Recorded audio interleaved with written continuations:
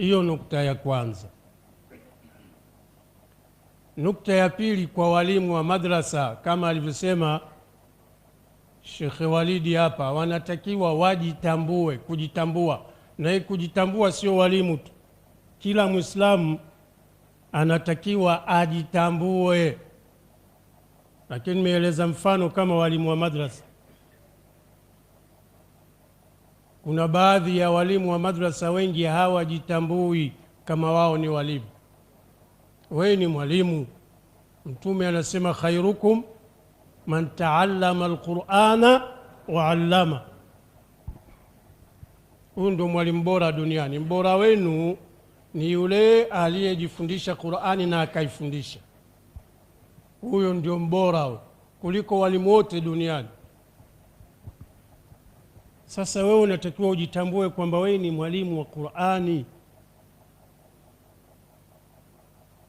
Lakini baadhi ya walimu hawajitambui, ndio maana wanadhalilishwa.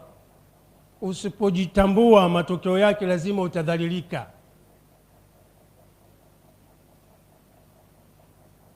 Unakwenda kwa tajiri kumsomeshea watoto wake nyumbani, ujitambui. Na yule tajiri ana walimu wa aina mbili, mwalimu wa Qur'ani na mwalimu wa masomo ya mazingira, physics, biology. Anakuja mwalimu wa physics anayejitambua, kwanza zile nguo zake zenyewe zinapendeza,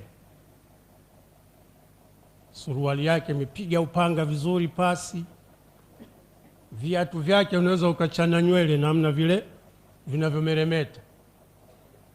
Akifika pale anapewa juisi yanywe, mwalimu anajitambua, anasomesha pale. Akimaliza, zamu ya mwanzangu mimi mwalimu wa madrasa asiyejitambua, nanzungumzia,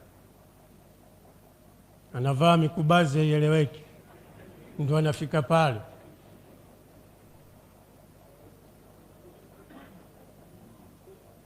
Hiyo kanzu alovaa haijafuliwa wiki mbili. Mwalimu wa madrasa asiyejielewa huyu, kwanza tole baba anamtazama, na huyu ajitambui. Mundu wa kumfundisha mwanangu, atajuisi kwanza apewe, bali malipo yako kwa mwalimu, hebu tufukuzie kuku ule, tunataka tuchinje kidogo. Yani udhalili wa hali ya juu sana. Wewe mwalimu wa Qur'ani unamwambia afukuze kuku, mbona huyu alokuja hajafukuza? Na yeye kutojitambua atamfukuza mpaka ampate, kisa apate uchinjo. Anayekwambia ukichinja upate uchinjo nani? Kanuni hii kwanza imetoka wapi?